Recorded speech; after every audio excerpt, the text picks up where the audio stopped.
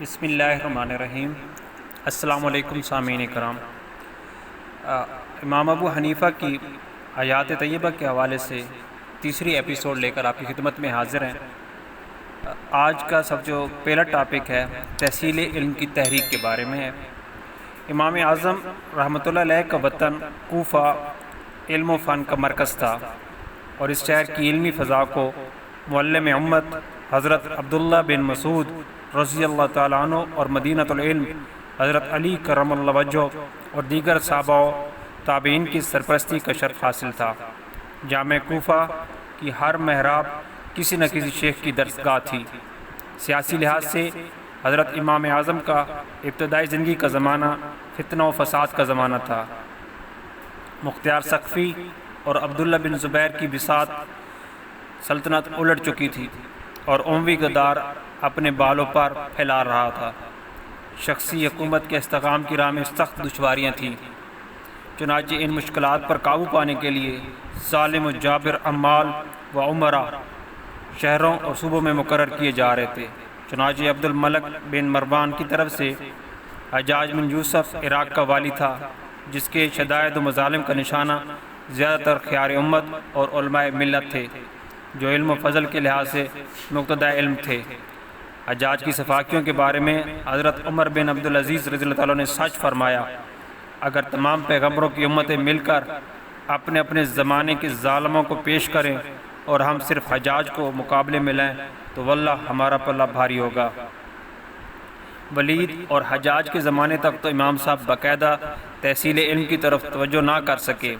ضرورت کے مطابق کچھ پڑھنے لکھنے کے بعد اپنے آبائی پیشہ خزبافی سے منسلک ہو گئے اور خزبافی کا ایک کارخانہ کھول لیا۔ اپنی تجارت کو خوب چمکایا، مگر قدرت کو آپ سے فروغ علم اور تدوین فقہ کا محتمم بالشان کام لینا تھا، اس لیے فطری طور پر تحصیل علم کا ذوق بیدار ہونا لازمی بات تھی۔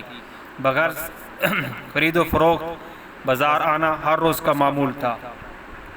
راستے میں کوفہ کے مشہور امام حدیث امام عامر شعبی کا مکان تھا، وہ ان کے ادھر سے آتے جاتے دیکھا کرتے تھے۔ ایک دن طالب علم سمجھ کر پوچھا، تم کہاں جا رہے ہو؟ امام صاحب کا بیان ہے کہ میں نے کہا بازار فلاں کے پاس جاتا ہوں۔ میں نے اس کا نام پوچھا، نام بتایا، اس نے کہا میرے پوچھنے کا مقصد بازار کا جانا نہ تھا بلکہ علماء کے پاس جانے کا تھا۔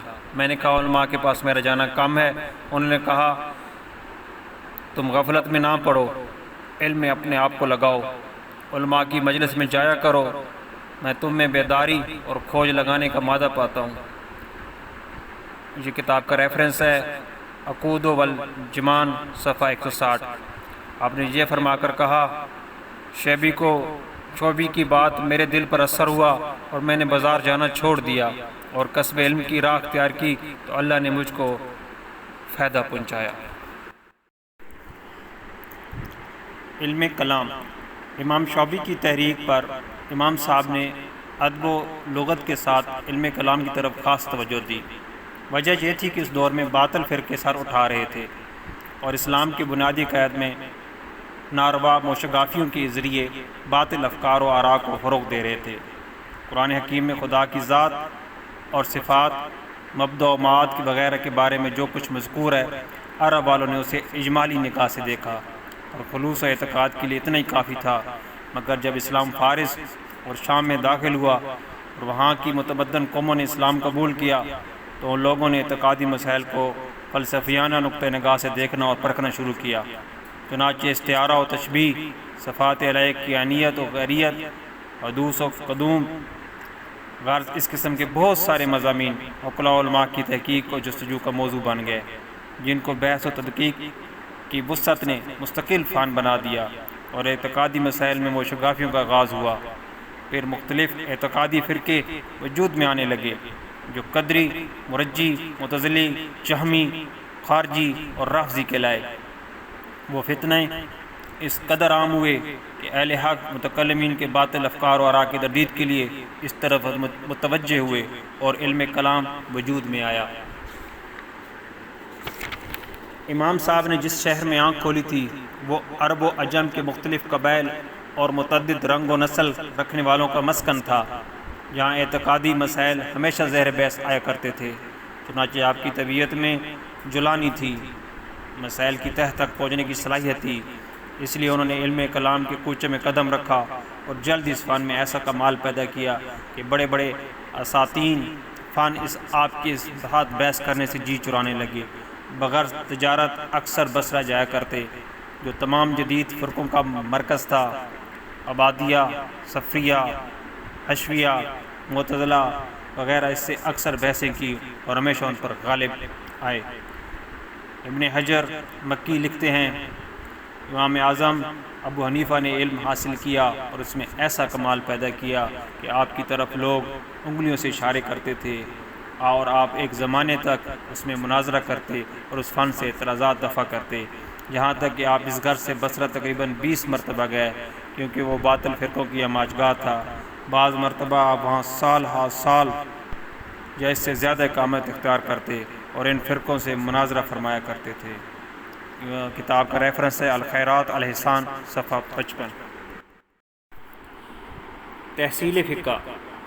امام اعظم نے ابتدا میں مروجہ علوم و فنون کی عبادیات پر اکتفا کیا اور علم کلام کو اپنی فکری جولا نگاہ قرار دیا، اور اس دور کے فلسفیانہ اور منطقی مباحث اور اختلافات مذہب کے متعلق بھی کافی واقفیت حاصل کی، جو علم مہارت کے لیے ناگزیر تھی۔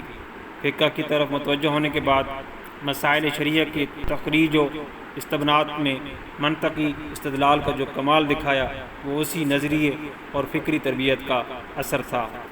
ایک زمانے تک بحث و مناظرہ اور جد و مناشقہ میں منہمک رہنے کے بعد دل کلامی جھگڑوں سے اچاٹ ہو گیا اور انہوں نے تحصیل فقہ اسلامی کی طرف توجہ کی۔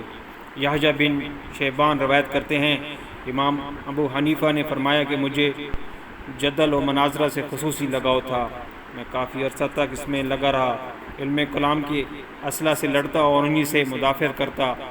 انہی دنوں بصرہ جدل و مناظرہ کا اکھاڑا تھا۔ میں 20 سے زائد مرتبہ بصرہ گیا، کبھی 1 سال قیام کرتا اور کبھی کم و بیش۔ خوارج کے فرقہ عبادیہ و صفریہ سے کئی مرتبہ جھڑپیں ہو چکی تھیں۔ علم کلام میرے نزدیک افضل العلوم تھا۔ میں کہا کرتا تھا کہ علم کلام کا تعلق اصول دین سے ہے۔